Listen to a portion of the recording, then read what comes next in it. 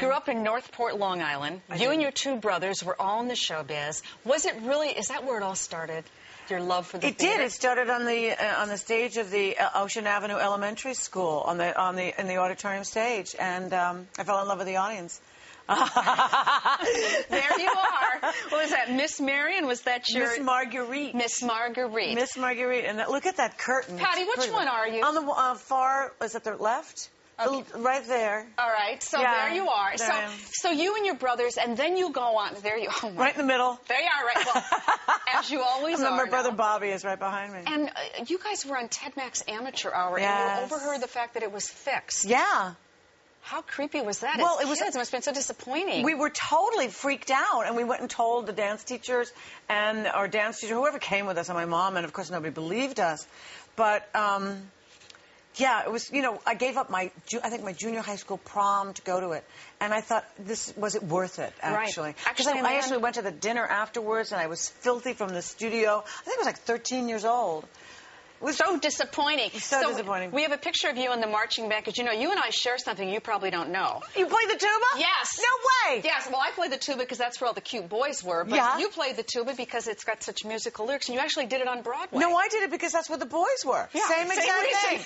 No, honest to God, no. With those bands, Northport and Herrick's High School used to go to band camps in the summertime, and I wanted to be a part of it. So I picked, we had an all-girls, ultimately we had an all-girls sousaphone line, but only because there were, cute guys in the band. I loved it. So when I first met you was right after Evita, which was back in probably about 1980, 81 or so, and you gave me a T-shirt that said, "If all the world's a stage, I just want better lighting." And what I remember from that was, at the time, you were so iconically beautiful and fabulous in that, and I had no idea of the struggles behind it that you talk about in your book. Yeah, but you know what? I think everybody has struggles, and it was just that in show business it's different because our profession is so subjective, and we are the ones. How do I say this? Because when people get fired, it's not fun. I mean, from anything, if any kind of assault to your psyche isn't fun. But show business is tough. It's not an easy profession. Well, talking about getting fired, Sunset Boulevard was probably one of the hardest moments of all for you. It was. It was a very painful experience. Very painful. Glenn Close was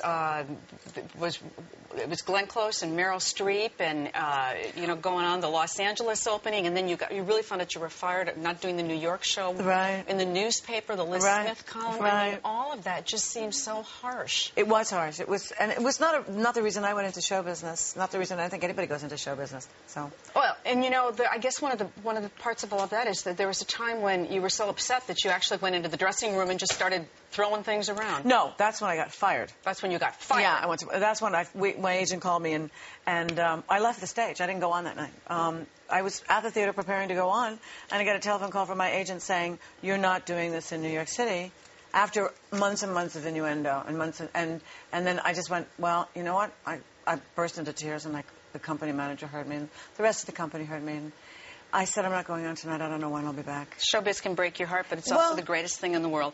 One of the things that cracked me up in the book was where you talked about you played Lady Bird Johnson in a TV role, and you actually talked to Lady Bird, who said, "But honey, you're going to have to be a brunette."